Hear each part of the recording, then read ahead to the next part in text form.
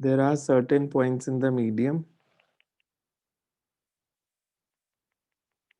which are permanently at rest. That is, their displacement is zero.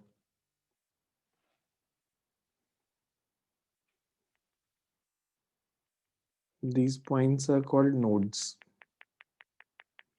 These points are called nodes.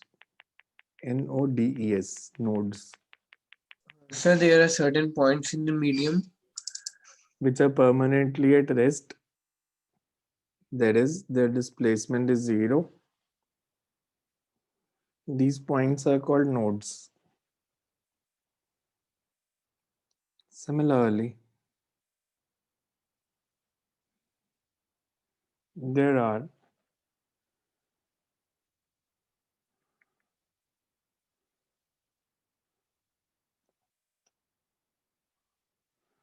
other points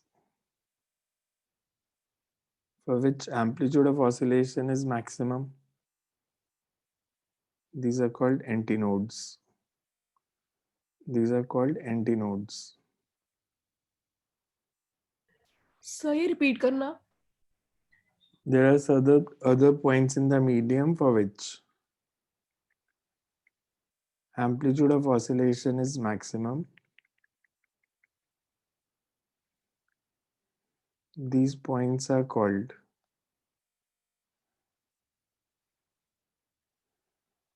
antinodes.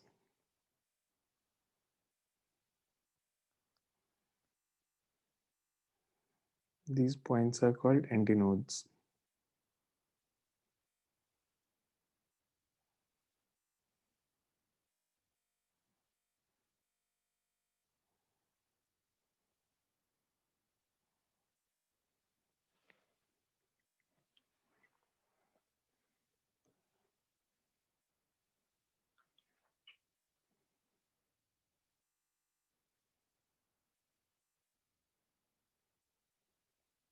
Whenever standing wave is formed, ये points लिख लो, फिर इसका किसी diagram से समझाता हूँ मैं, because ऐसे समझ नहीं आएंगे ये points. For standing wave, the medium splits into number of segments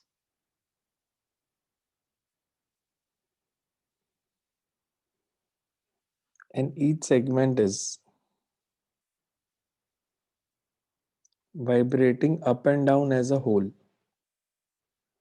Each segment is vibrating up and down as a whole.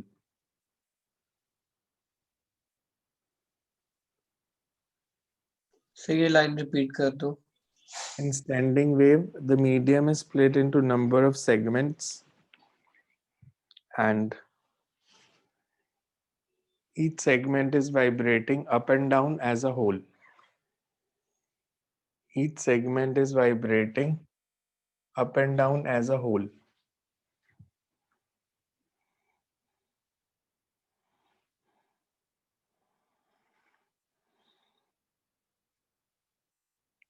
All particles in one particular segment.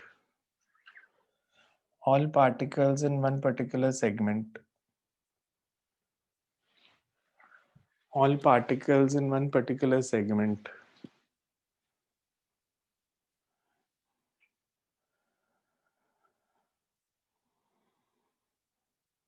are vibrating in same phase, whereas particles in particles in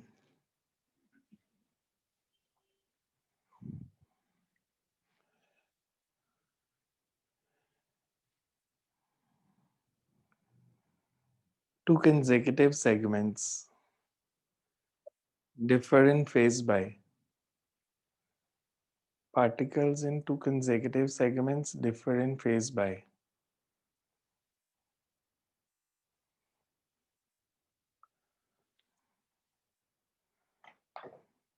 180 degree. The amplitude of vibration of particles varies from 0 at the nodes to sir आपने phase by के बाद क्या कहा? क्या लिखा था आपने पहले? Particles in two consecutive segments differ in phase Different by phase by 180 degree.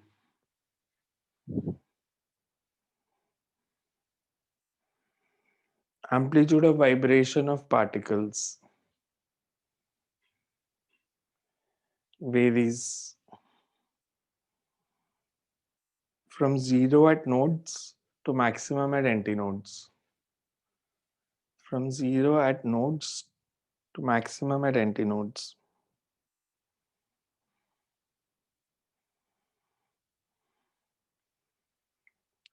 And all the particles except at nodes. And all the particles except at nodes are vibrating in simple harmonic motion. All the particles except at nodes are vibrating in simple harmonic motion.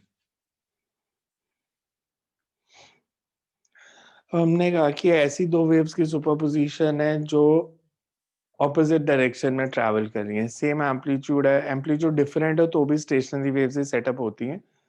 NCERT इसको same amplitude लिखता है but it's not an essential condition. Amplitude different हो तो भी stationery waves बनेंगी.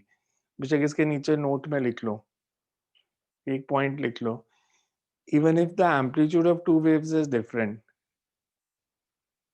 even if the amplitude of two waves is different, but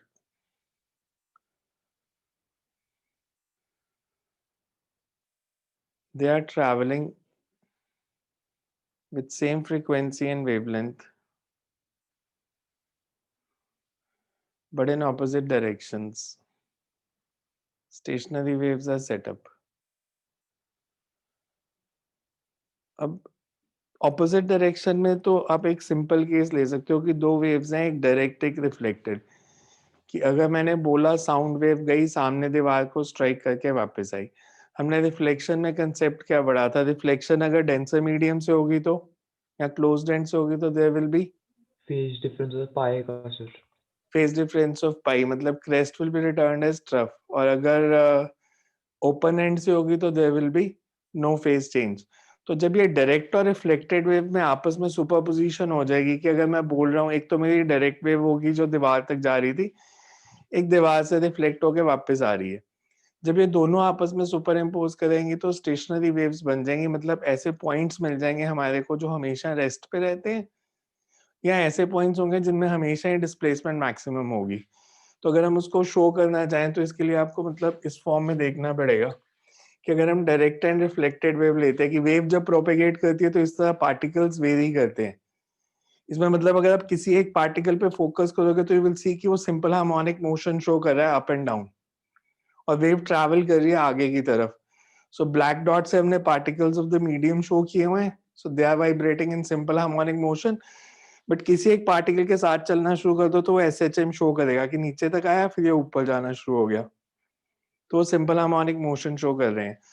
अब जब इस एंड पे पहुंच गया तो यू सी ये जो ब्लू लाइन है दिस इज रिफ्लेक्टेड वेव, ये सुपर इम्पोज कर रही है कि दोनों वेव्स ने सुपर इम्पोज करना शुरू किया.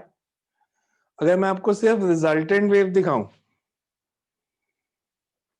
तो this is the resultant wave which is formed. You will observe कि जहां पे n लिखा है वो नोड पॉइंट्स हैं, वो हमेशा रेस्ट पे ही रह रहे हैं, वो पार्टिकल ऑसिलेट नहीं कर रहे, ये वाले पार्टिकल ऑसिलेट नहीं कर रहे. सो ये हमने पॉइंट लिखा था, all the points except those at nodes they are showing simple harmonic motion.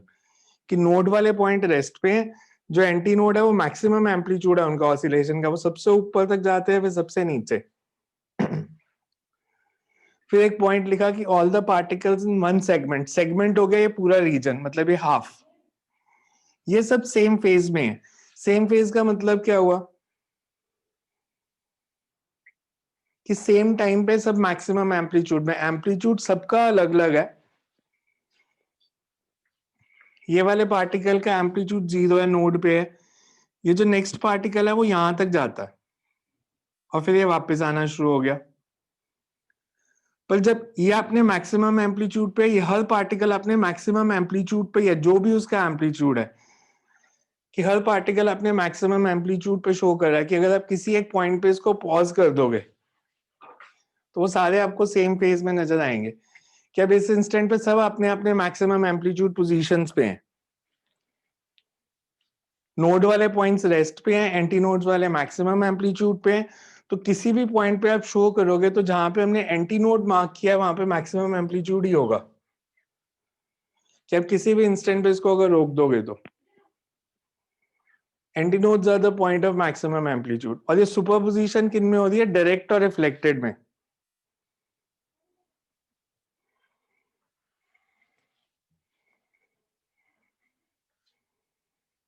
Because अब ब्लू को देखो तो ब्लू वाली वेव जो है वो ऑपोजिट आ रही है, वो ट्रैवल कर रही है राइट से लेफ्ट, और रेड वाली ट्रैवल कर रही है लेफ्ट से राइट. तो इसमें भी अगर आप किसी एक इंस्टेंट पे पॉज करोगे, ब्लू का भी मैक्सिमम एम्पलीट्यूड है, रेड का भी मैक्सिमम, तो दोनों ऐड अप हो गए. ये वाले पॉइंट पे दोनों जीरो हैं, तो इधर नोड्स बन जाएंगे और जहां पे मैक्सिमम एम्पलीट्यूड है वो एंटी नोड पोजीशंस हो जाएंगी. इस पॉइंट पे अब देखो तो यहाँ पे नोड बनेगा, बिकॉज इसका पॉजिटिव एम्पलीट्यूड, इसका नेगेटिव, तो ये कैंसिल आउट हो जाएंगे. तो अब कभी भी नोड की पोजीशन मार्क कर लो, हमेशा नोड वहीं बनेंगे. कि ये नोड वाला पोजीशन अगर हमने मार्क कर दी कि यहाँ नोड बनना है इस पॉइंट पे, तो इफ यू ऑब्जर्व यहाँ पे हमेशा नोड ही बनेगा.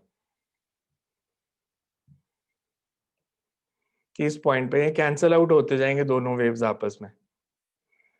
तो स्टेशनरी वेव इसलिए इस तरह का सेटअप होता है जहां पे डायरेक्ट और रिफ्लेक्टेड वेव सुपर इम्पोज करते हैं. अब ये मैंने शो किया था अगर फिक्स्ड एंड से रिफ्लेक्शन है.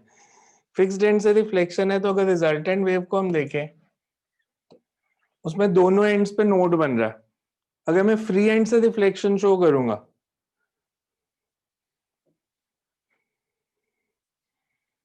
तो you will see there will be no phase change. जब वो फ्री एंड से रिफ्लेक्शन होगी इधर फेस चेंज नहीं होगा, crest will be returned as crest only.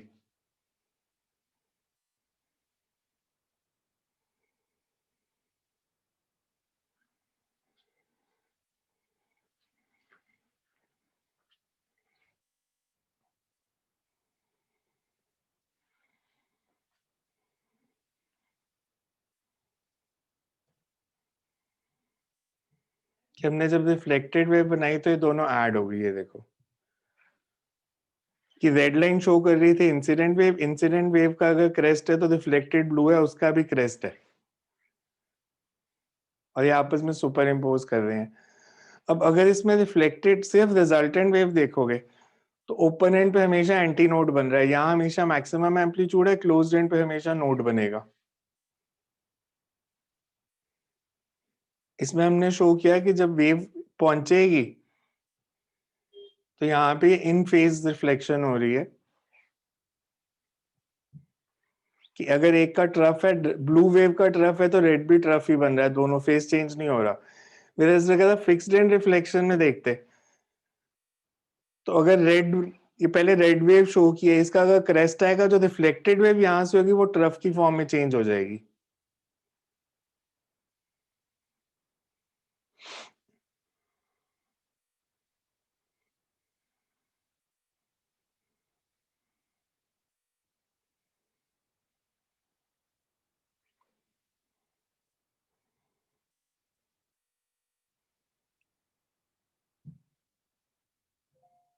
ये देखो कि रेड वेव अगर हमारी डायरेक्ट थी, डायरेक्ट वेव अगर क्रेस्ट है तो रिफ्लेक्टेड वेव इज ट्रफ, क्यों फेस चेंज हो रहा है इस पॉइंट पे अगर फिक्स्ड एंड से रिफ्लेक्शन है तो. सब इसको हमने मैथमेटिकली प्रूव करना है सारे को. So you can write consider two waves. Next paragraph में लिख लो consider two waves. One is the incident wave and other is reflected, and other is reflected from the fixed end.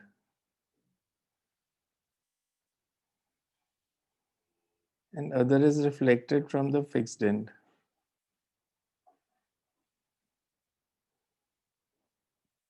In fixed end reflection,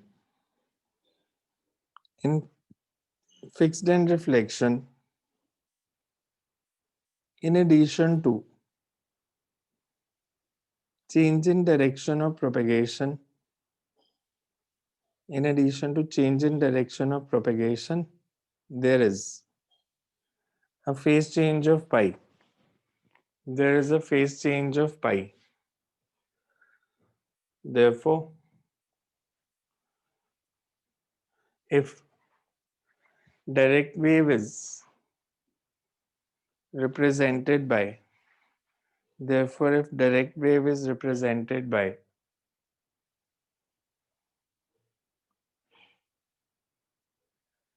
y is equals to Sir, in addition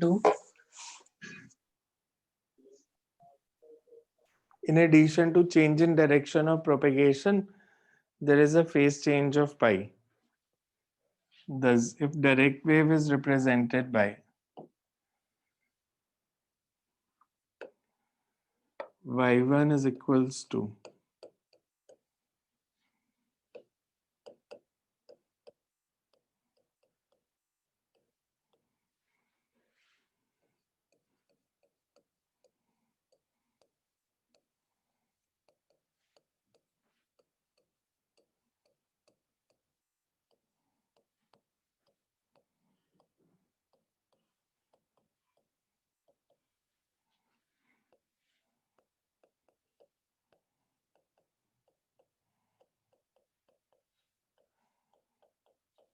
ये पहले भी हमने लिखी थी equation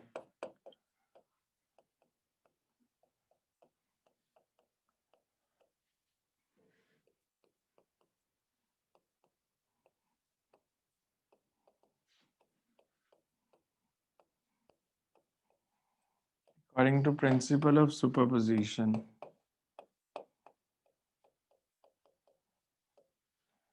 Resultant displacement is given by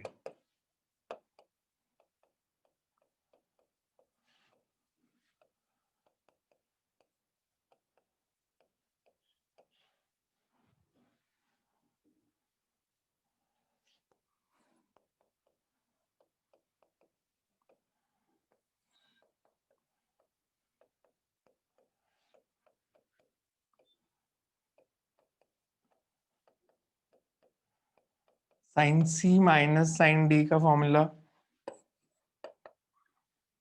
2 sine C plus D by 2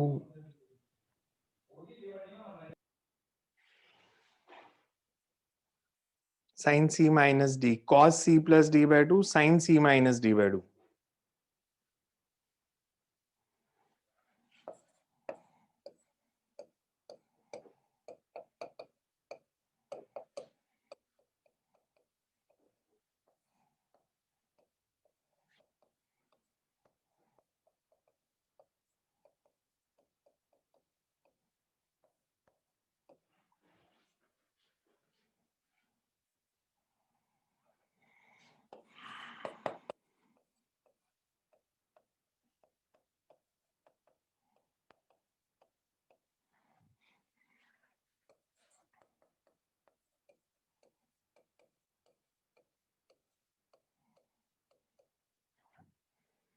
minus 2a sin kx cos omega d.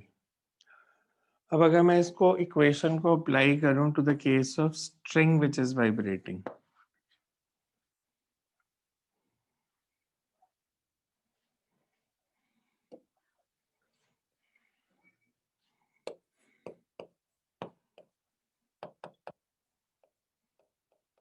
कोई भी string musical instrument है,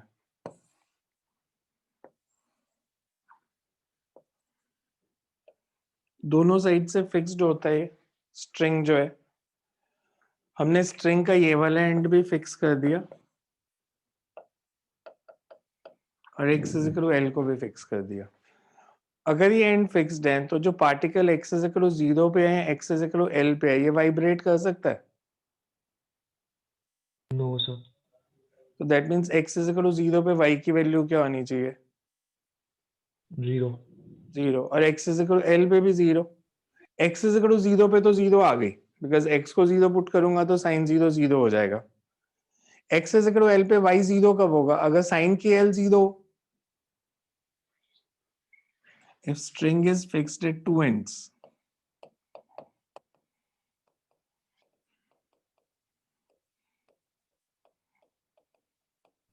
sir ये लिख रहा है अभी। नहीं लिखना है. If string is fixed at two ends, like in stringed instruments,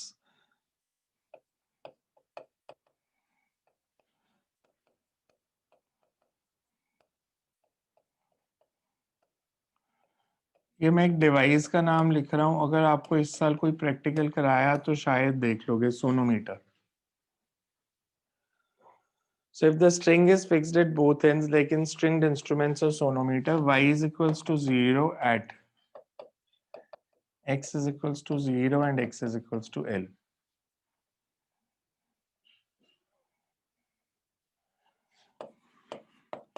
If x is equals to 0,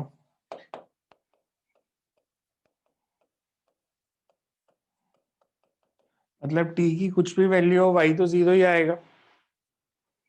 That is, हमने यही लिखा था कि जहां पे नोड बन रहा है वहां पे हमेशा नोड ही बनेगा. टाइम की कुछ भी वैल्यू हो, वो पॉइंट्स हमेशा रेस्ट पे रहने हैं. That is, whatever be the value of time,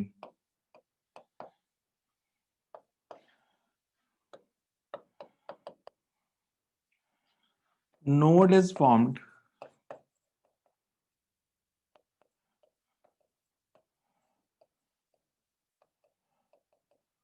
at x is equals to 0.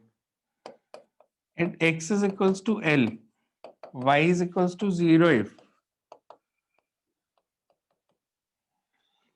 x is equal to L पे 0 तभी आएगा अगर sin KL 0 होगा.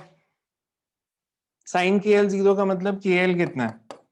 sin की वैल्यू 0 कब होती है? sin की वैल्यू 0 पे और n पाई पे. और k क्या होता था? 2 pi by lambda. Propagation constant को k लिख रहे थे. It means lambda is equals to, these are the wavelengths which can be produced in a stringed instruments.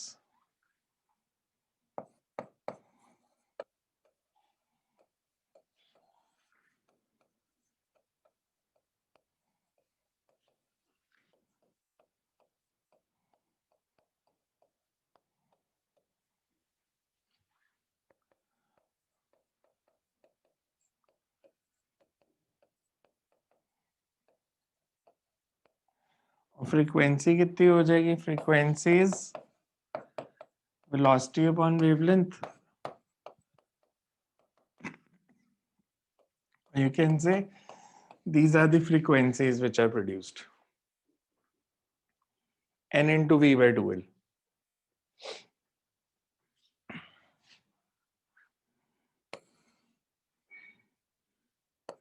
हमने कहा यहाँ नोड बन रहा है, यहाँ भी नोड बन रहा है. अगर n की वैल्यू 1 है तो लैम्डा कितना है? 12. L कितना हो गया? Lambda by 2. मतलब इसमें हाफ वेव बनानी है.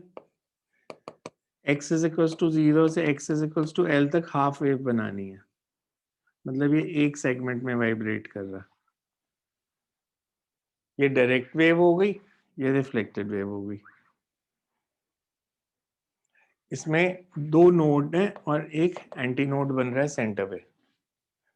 2 नोड और एक एंटी नोड.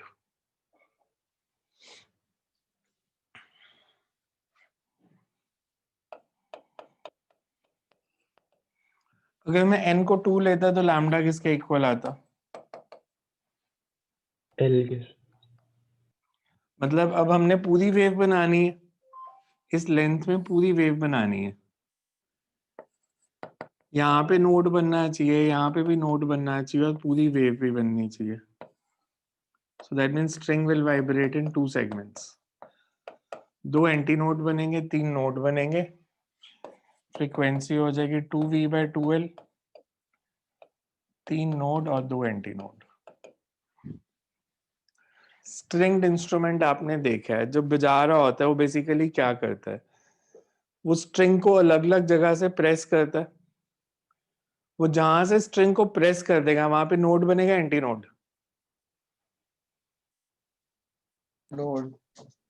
बिकॉज वो पॉइंट वाइब्रेट नहीं कर सकता जहां पे उसने फिंगर रख दी।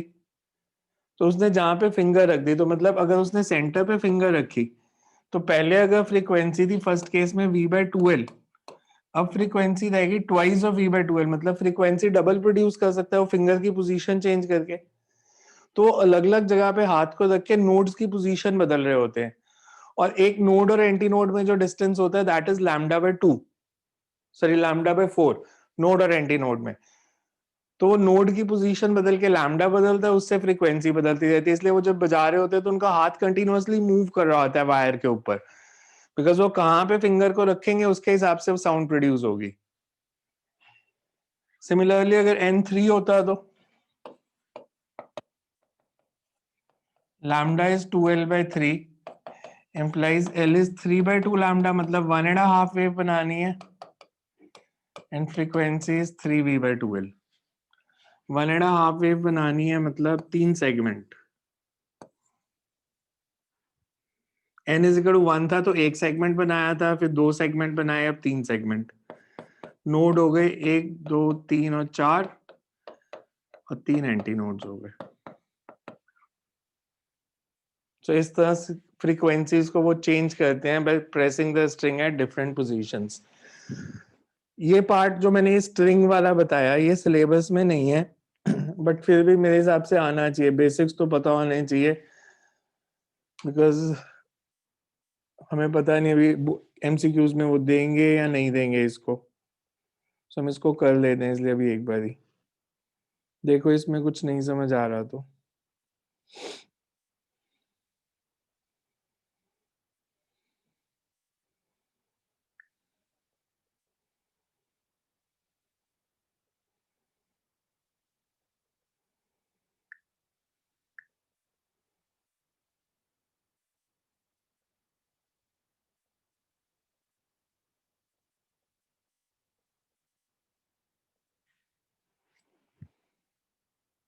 सर ऊपर कर दो थोड़ा।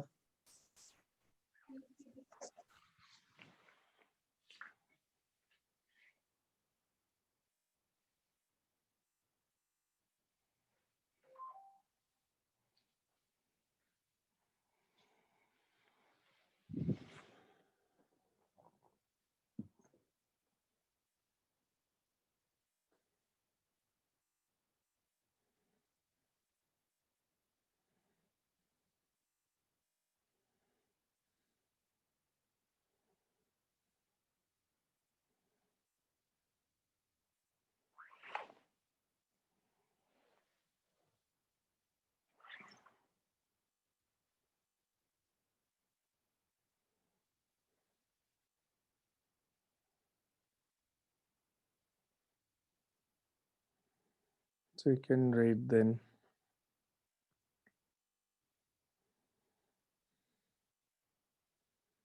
Similarly, next paragraph में लिख लो या इसको हेडिंग डाल लो, stationary wave in open organ pipe, stationary wave in open organ pipe.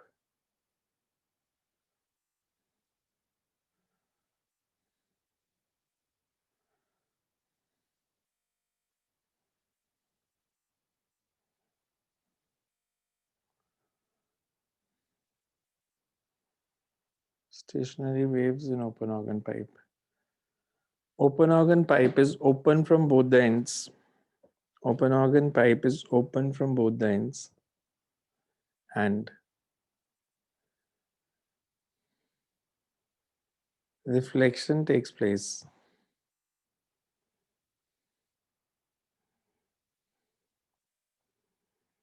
from the free end,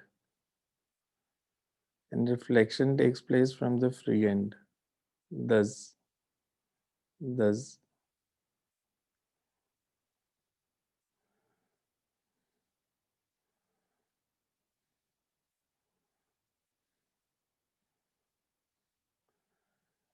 no change in phase takes place. On reflection, thus no change in phase takes place on reflection.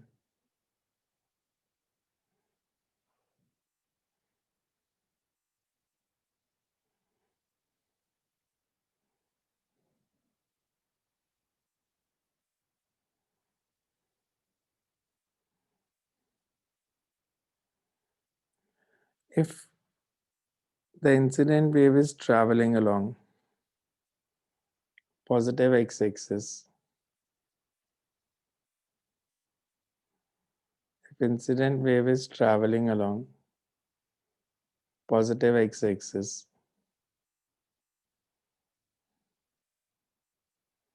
then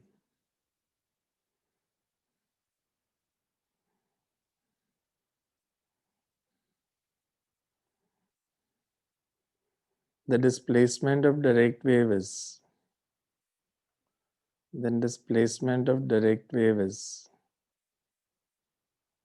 given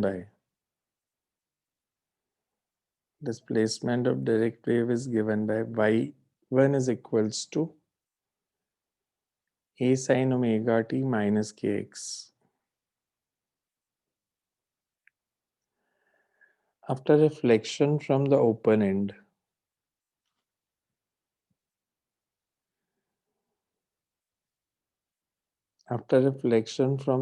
end, the equation of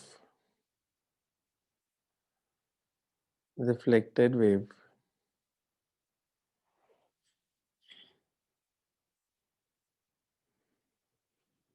is given by y2 is equals to a sin omega t plus kx.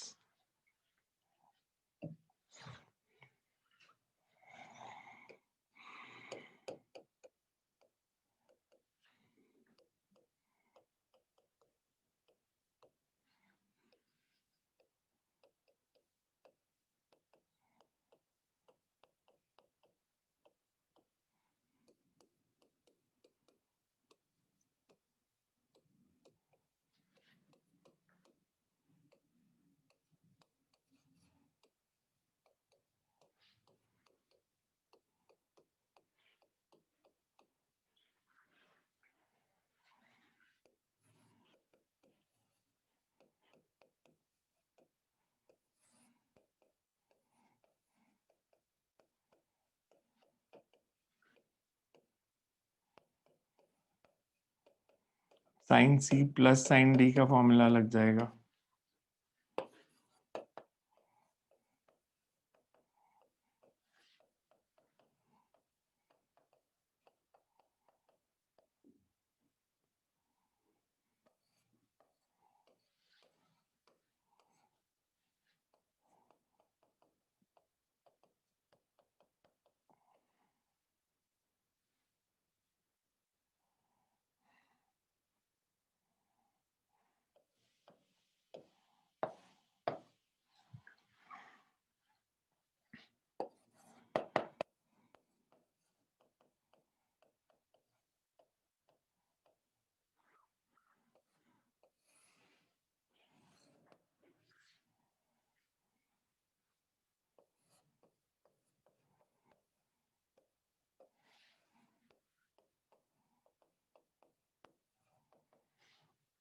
Antinode is formed at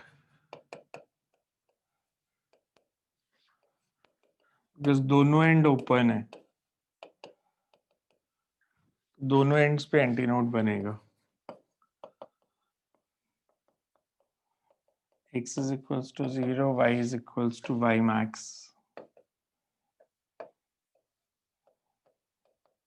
This causes maximum.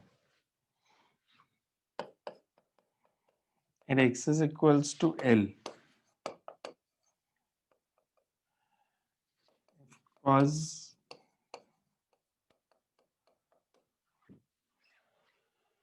y की value maximum होगी अगर cos के L plus minus 1 होगा. cos की value plus minus 1 होती है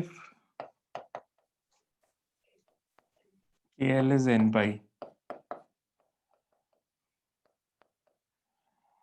You can say lambda is 2L by n. Same formula आ रहा है जो स्ट्रिंग में आया था. एंड फ्रीक्वेंसी इज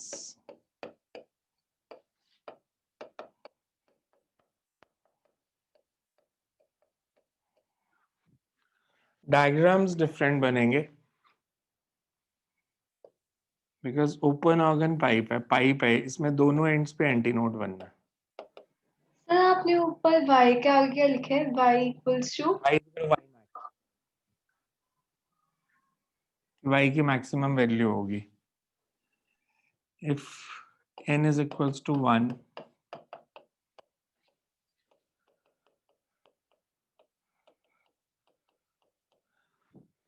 इस लेंथ में हाफ वेव बनानी है और दोनों एंड्स पे एंटी नोड चाहिए, तो कैसे बनेगी?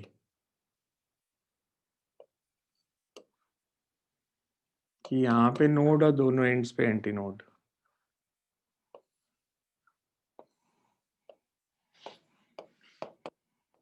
अगर मैं n को 2 लूंगा तो लैम्डा l के इक्वल हो जाएगा, फ्रीक्वेंसी 2v/2l हो जाएगी. अब पूरी वेव बनानी है, इधर एंटी नोड, इधर एंटी नोड, एक एंटी नोड इधर.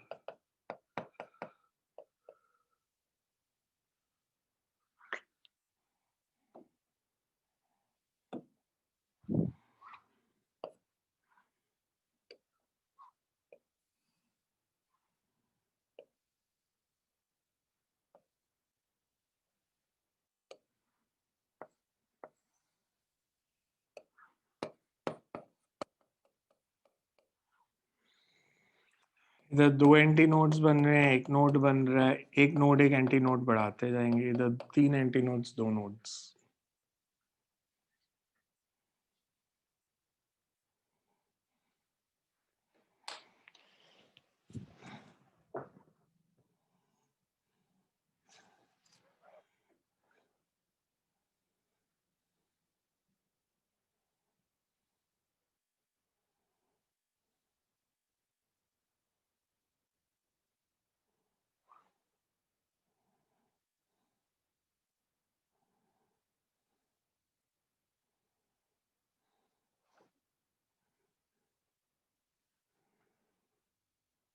So you can write for n is equals to 1. The frequency is v/2l.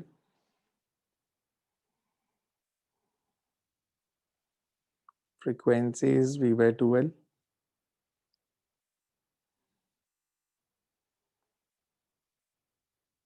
And it is called fundamental frequency of first harmonic.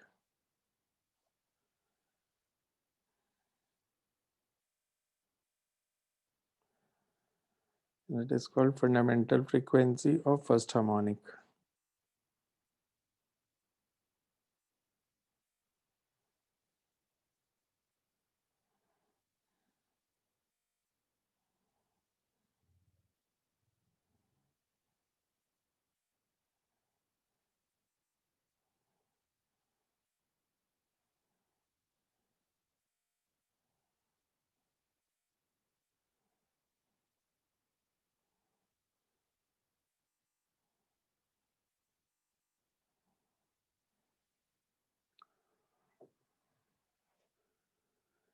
If n is equal to 2, the frequency is twice of fundamental frequency. Frequency is twice of fundamental frequency. And it is called second harmonic. And it is called second harmonic.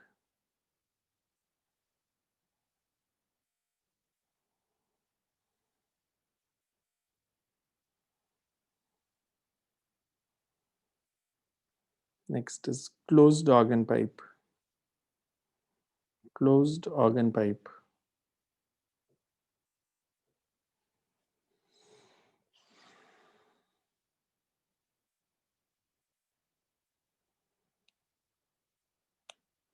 Closed organ pipe is one in which one end of the pipe is open and the other end is closed.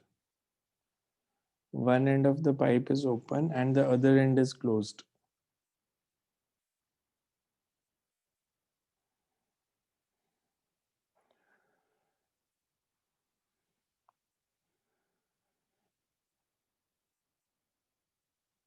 A node is formed at the closed end. A node is formed at the closed end and antinode is formed at the open end. Node is formed at the closed end and antinode is formed at the open end.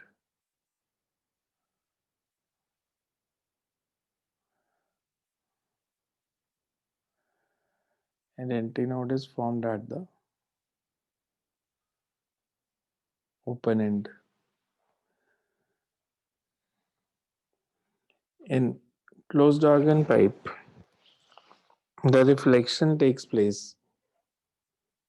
The reflection takes place from closed end. Therefore,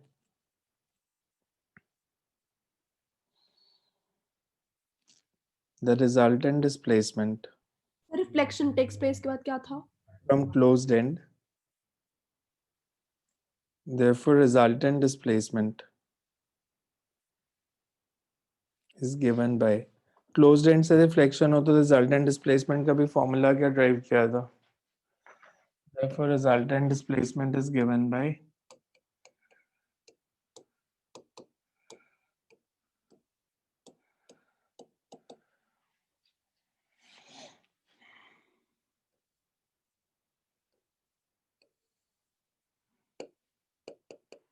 यहाँ node बनेगा open end पे anti node.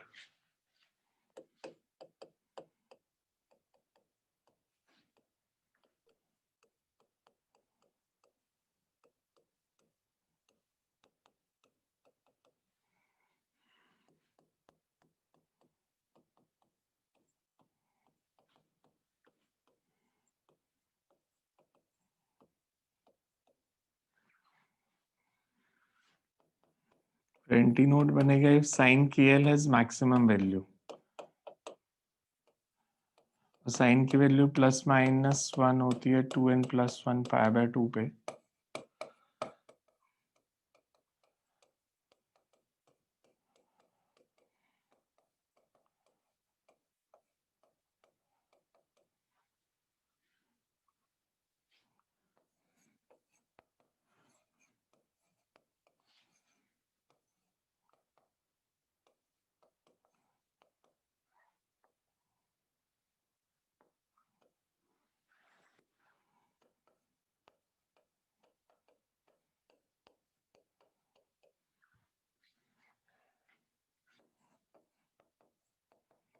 n1 है तो frequency is v by 4l.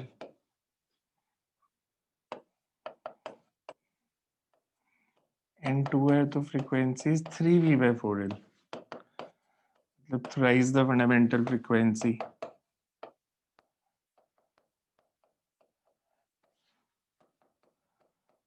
So this will be third harmonic, 3 times fundamental frequency है.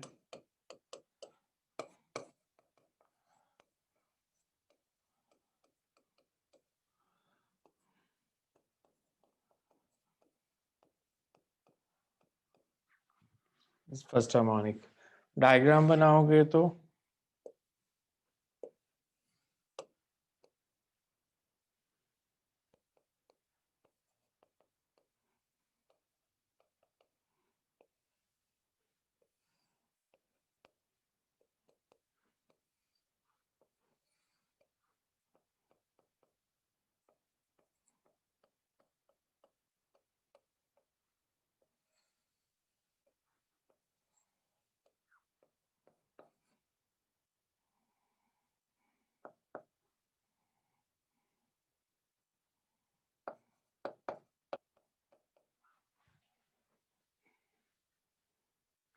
Open organ pipe का example बताना जहाँ पे साउंड प्रोड्यूस होती है और दोनों एंड्स ओपन है, और क्लोज्ड ऑर्गन पाइप का एग्जांपल जहाँ पे साउंड प्रोड्यूस होती है और एक एंड क्लोज्ड है.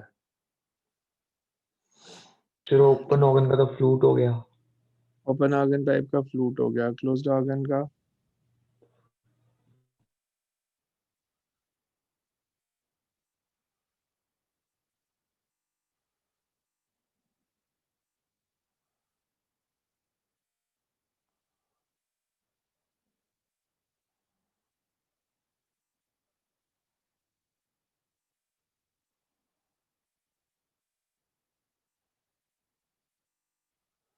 क्लोज्ड ऑर्गन का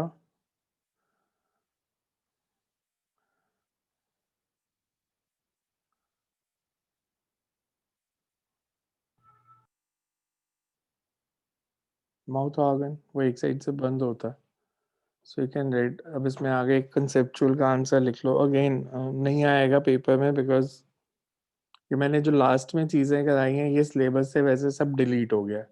open organ pipe, closed organ pipe, strings, सिर्फ स्टेशनरी वेव का उन्होंने कहा बेसिक्स बता दो, बट हमने कर लिया है बिकॉज पहले ये इंपॉर्टेंट था जब तक सिलेबस डिफरेंट था. अभी वो एंड मोमेंट पे अगर कह दें कि एमसीक्यूज में आने इसलिए इसको कर लिया ताकि, और अगर सिलेबस में ऑफिशियली रख देंगे तो हम और डिटेल में कर लेंगे इसको. So you can write, note में लिखो, open organ pipe is preferred. Open organ pipe is preferred as a musical instrument as compared to closed organ pipe, as compared to closed organ pipe because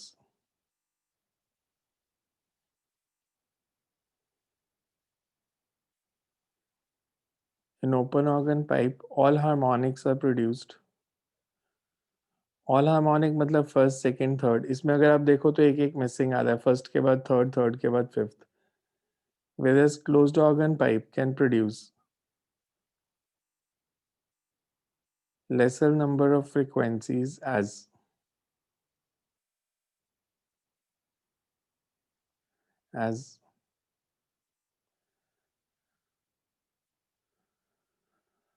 even harmonics are, as even harmonics are missing, as even harmonics are missing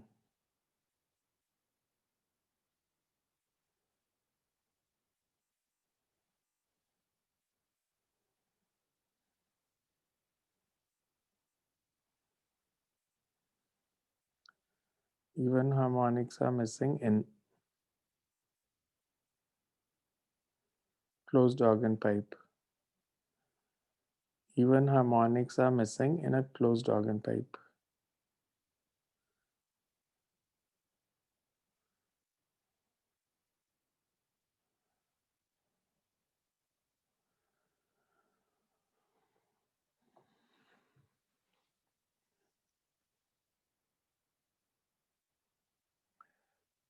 अब आपको ये formulas याद रख लेना कि harmonic का formula की frequency का फॉर्मूला ओपन ऑर्गन पाइप में क्या होगा, क्लोज्ड में क्या होगा.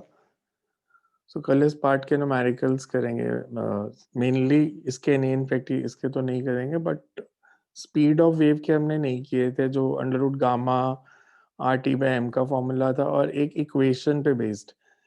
वो कंपैरिजन वाले क्वेश्चन होते हैं कि अगर आपको किसी वेव की इक्वेशन दे दी है तो वहां से फ्रीक्वेंसी, एम्पलीट्यूड, डिस्प्लेसमेंट वैसी चीजें निकालो. सो कल उसके न्यूमेरिकल्स करेंगे बिकॉज थ्योरी पार्ट यहीं तक है इस चैप्टर का.